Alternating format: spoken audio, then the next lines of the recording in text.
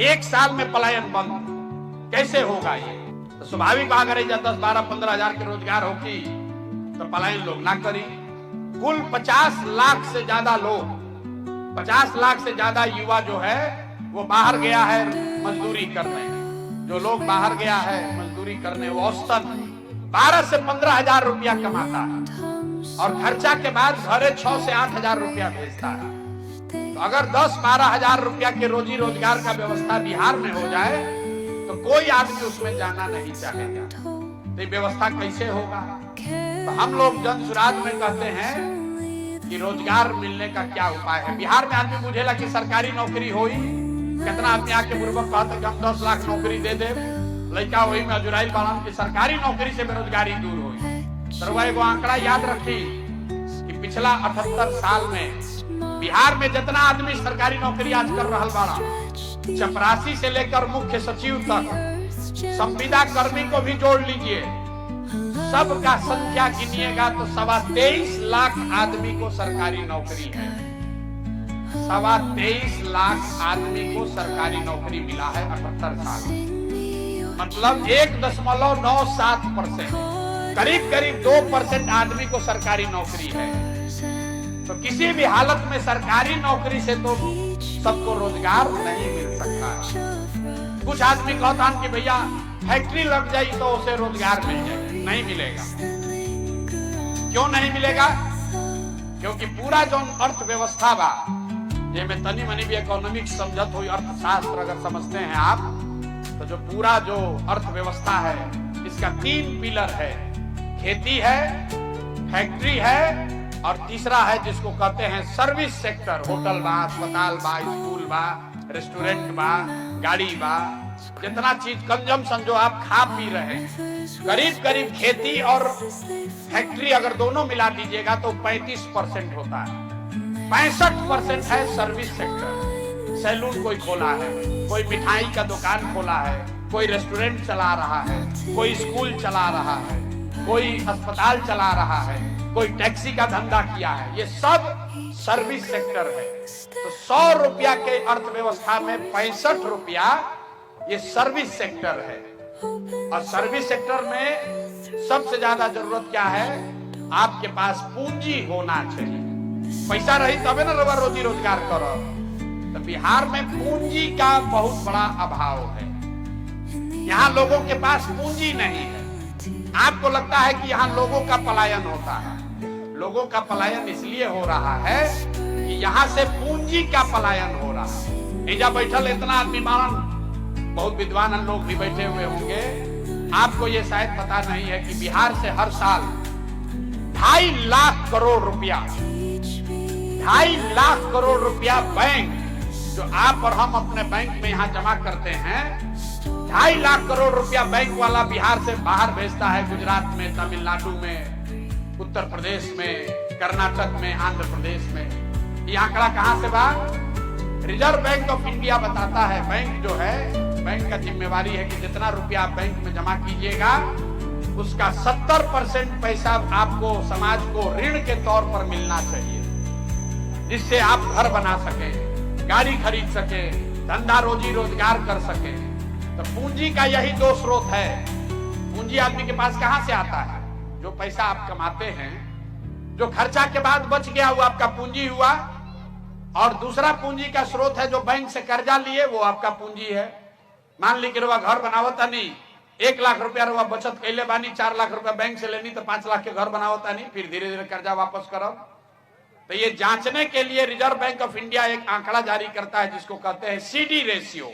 सबके ना भी बुझाई तर बुझी कि एगो आंकड़ा होला कि कितना रुपया बैंक में जमा भइल और कितना रुपया बैंक वाला लोन के तौर पर समाज को दिया।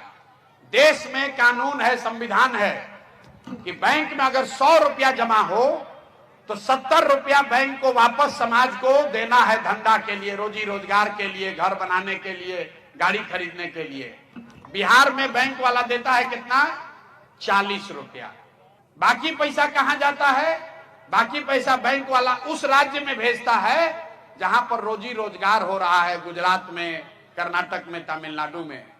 पिछला साल रवा बुझाता बिहार में इतना गरीबी बा आदमी सोचा था कोई बाहर से आई तो फैक्ट्री लगा दी, तो कोई फैक्ट्री लगाई तो 2-4-10 हजार करोड़ रुपया लगाई।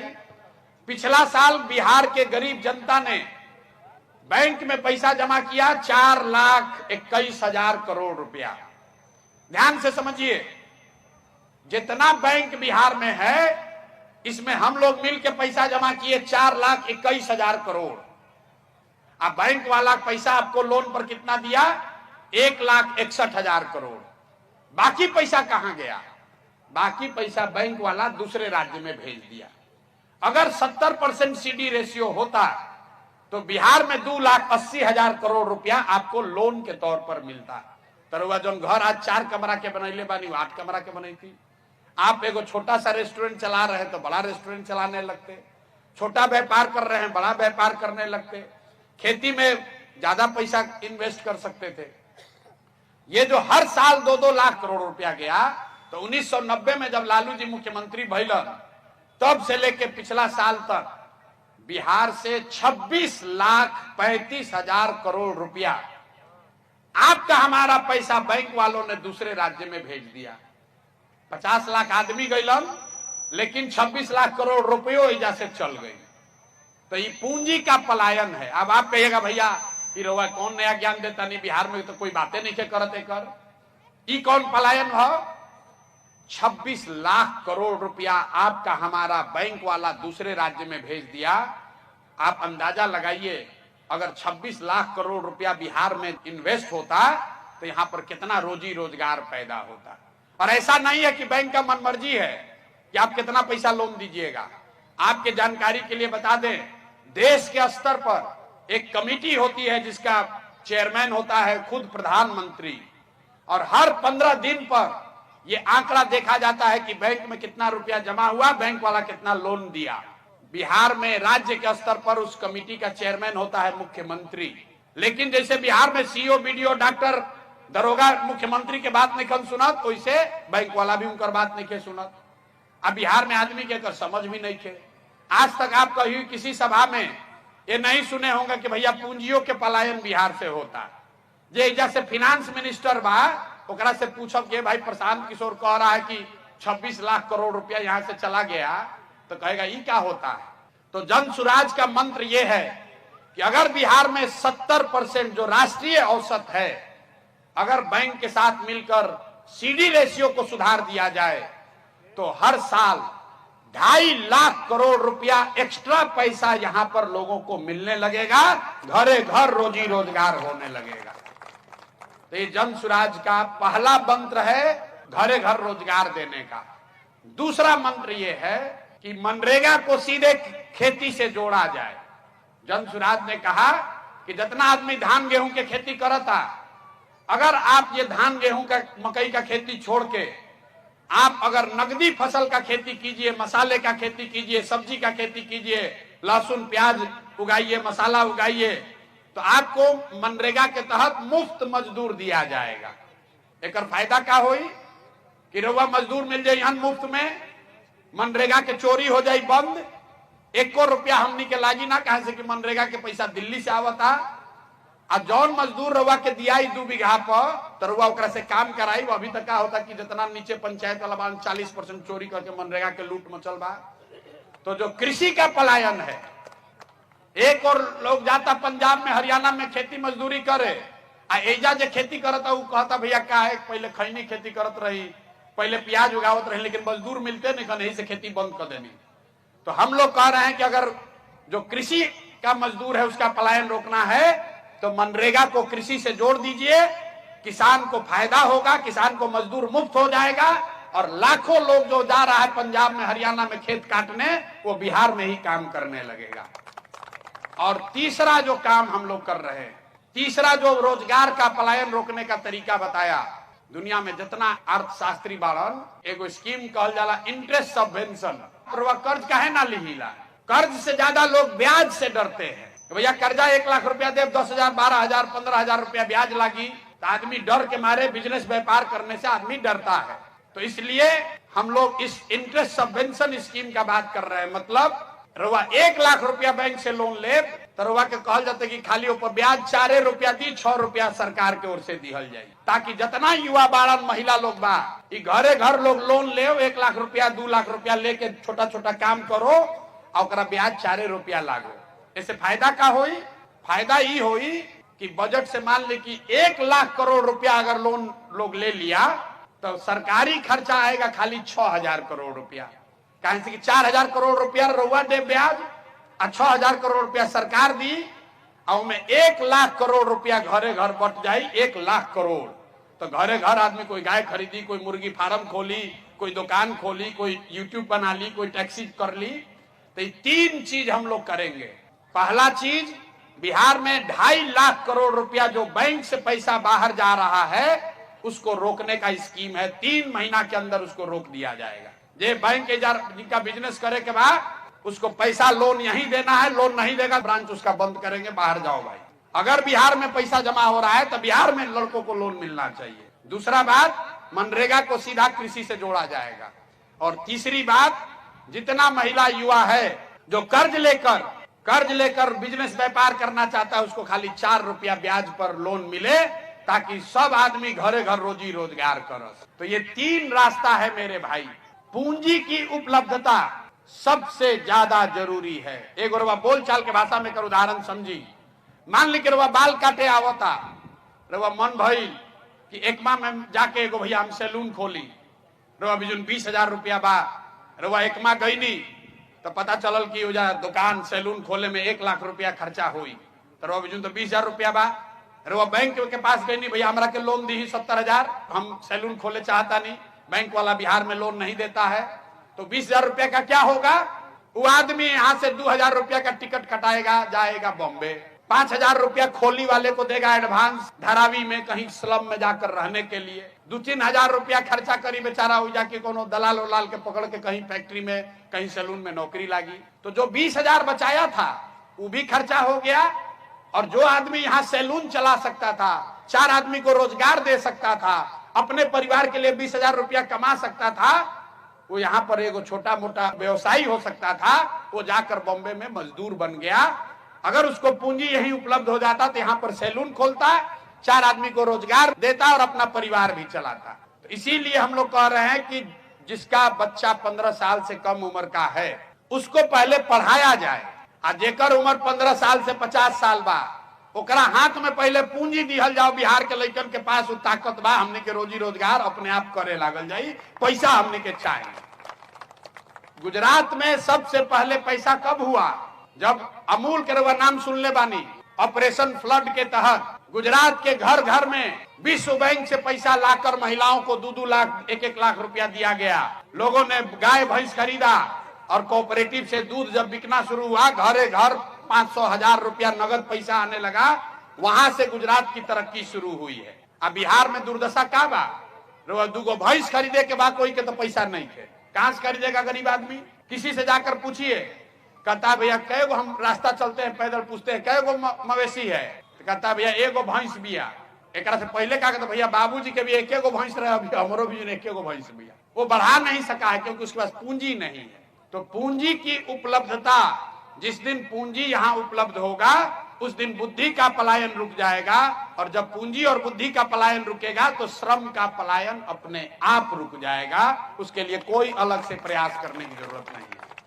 आपको समझने की जरूरत है कि जो आके कहता है नौकरी दे देंगे, इससे बड़ा झूठ कोई हो नहीं सकता है। खाली बिहार में ना, देश में भी सिर्फ 3% आदमी को ही सरकारी नौकरी है।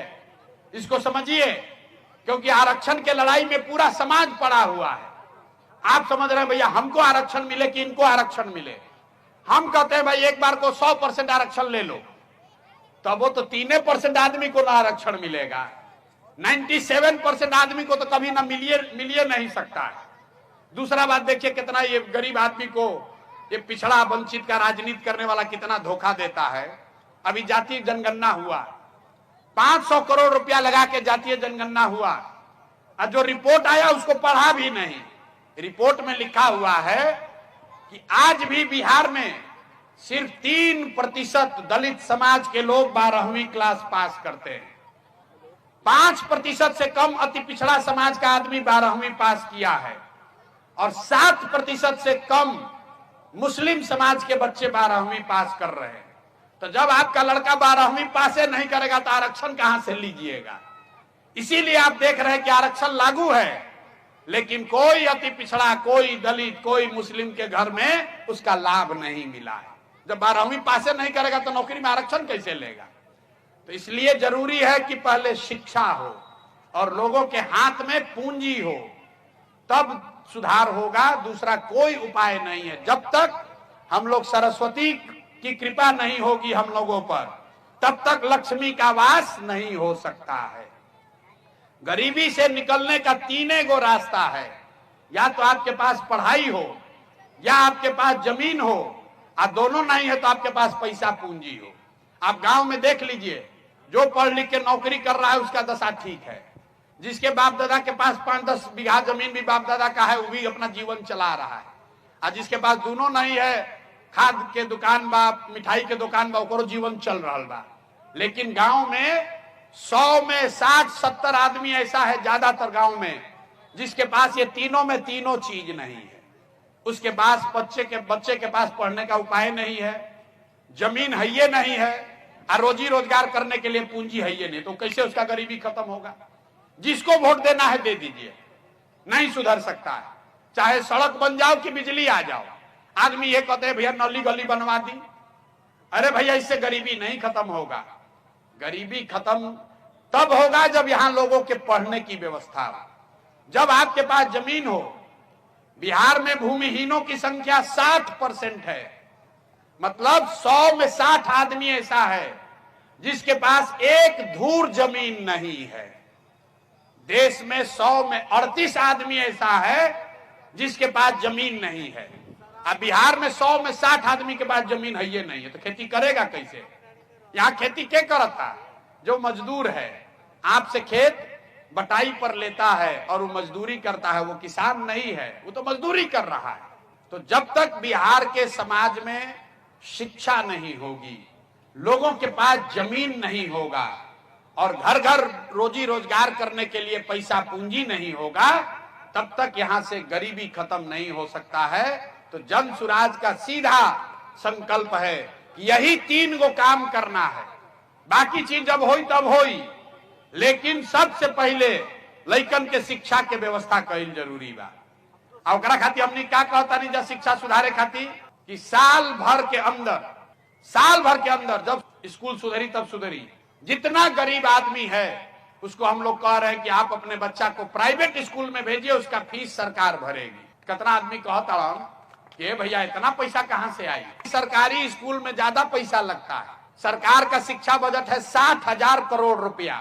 जो मुफ्त शिक्षा की आप बात कर रहे हैं, ये मुफ्त नहीं है, वो सरकार के लिए ज्यादा महंगा है। प्राइवेट शिक्षा उससे सस्ती है। हम ये नहीं कह रहे कि सरकारी स्कूल बंद किया जाए, हम ये कह रहे हैं कि जब तक सरकारी स्कूल अगले 5 वर्ष में सुधारा नहीं जाए, तब तक कोई गरीब का बच्चा घर ना बैठे, इसके लिए उसको सुविधा दिया जाए कि वो प्राइवेट स्कूल में भी जाकर पढ़ सकता है, उसका फीस सरकार की ओर से दिया जाएगा। ये व्यवस्था अमेरिका में लागू है, ये व्यवस्था दुनिया के कई देश में लागू है। जब आपका बच्चा पैदा होता है अमेरिका में, सरकार आपको वाउचर देती है। आपको तय करना है कि इसको सरकारी विद्यालय में पढ़ावे के बाद कि प्राइवेट में पढ़ावे के बाद।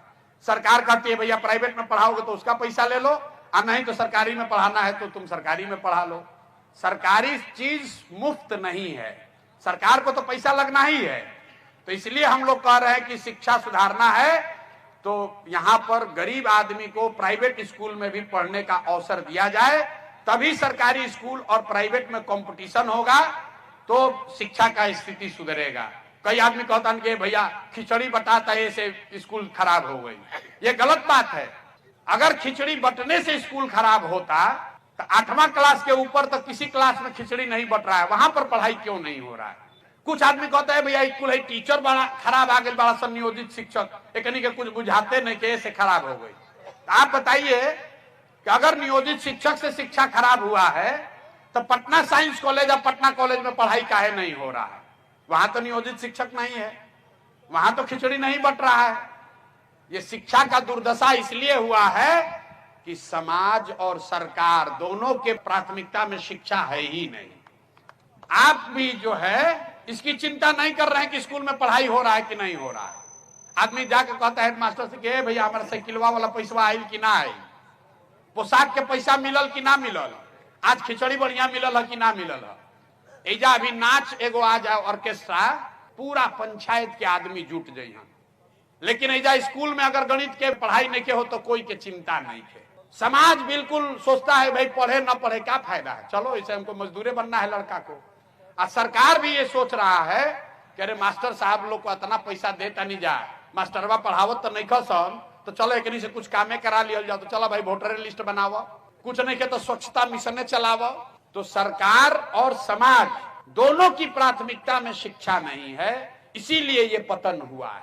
तो जब तक समाज ये नहीं समझेगा, अगर आप सनातन के मानने वाले हैं, हिंदू धर्म को भी मानते हैं, तो आपको ये समझ होना चाहिए कि बिना सरस्वती के कृपा के कुछ जीवन में हासिल नहीं हो सकता है। अगर लक्ष्मी आ भी जाएंगी तो भी कुछ नहीं कर पाइएगा। जब आपका बच्चा पढ़ेगा ही नहीं तो मजदूर नहीं बनेगा तो कलेक्टर बनेगा, सरकार कोई के बन जाओ, अरे कोई विधायक बन जाए, अगर आपका बच्चा पढ़ा नहीं है तो उसको कोई डॉक्टर इंजीनियर कलेक्टर नहीं बना सकता है। इसलिए पढ़ाई के प्रति समाज में जागरूकता होगी तभी सुधार होगा। 65 में इजा कांग्रेस के सरकार हारल, कर्पूरी ठाकुर के समाजवादी सरकार सब बनल। अब 65 में तमिलनाडु में भी क्रांति भइल, द्रविडियन आंदोलन के बाद वहां कामराज मुख्यमंत्री बने। दोनों में फर्क क्या हुआ, यहाँ पर आरक्षण की लड़ाई में हम लोग लग गए, सामाजिक न्याय समाजवाद का बात किए, और कामराज ने कहा कि जितना तमिलनाडु में महिलाएं हैं, बच्चियां हैं, उसको पढ़ाना हमारी सबसे बड़ी प्राथमिकता है। तो तमिलनाडु में सब बच्चियन के पढ़ा दिया गया, इतना कि वह सुन ले केरल में 100% आदमी सबसे पहले साक्षर हो गया। तमिलनाडु में घरे घर स्कूल खुलवाया कामराज ने, वही शिक्षा में जो इन्वेस्टमेंट किया उसी का लाभ आज उठा रहा है। नेहरू जी ने उनको पत्र लिखा, करे भाई जौन पैसा भेज रहे तुम सब खाली स्कूलें बनाने में खर्चा कर रहे हो। तो कहा कि भैया हमको सस्पेंड कर दीजिए, हमको बर्खास्त कर दीजिए, लेकिन सबसे पहले अपने बच्चों के पढ़ने का व्यवस्था करेंगे तबे दूसरा स्कीम चालू करेंगे। ये कामराज ने शुरू किया था। बिहार में वो हम लोग पढ़ाए नहीं बच्चों को, इसीलिए इस दुर्दशा में हम लोग पड़े हैं। तो हम लोग को ये ज्ञान की भूमि रही है, जब तक हम लोग सरस्वती की उपासना नहीं करेंगे, बच्चों को पढ़ाएंगे नहीं, तब तक हम लोग का कल्याण होने वाला नहीं है। तो जन सुराज की यही सोच है कि 15 साल से कम उम्र के बच्चों को बढ़िया से बढ़िया पढ़ाया जाए, 15 साल से ज्यादा उम्र के लोगों के हाथ में पूंजी दिया जाए, और 60 वर्ष से ज्यादा उम्र के हो गई, अब ना पढ़ सकेला ना रोजगार कर सकेला, ओकरा खातिर हमने कहते हैं कि भाई 2000 रुपया एकरा के महीना जरूर दियाओ, ताकि वो आदमी शांति से अच्छा से जी खा सको।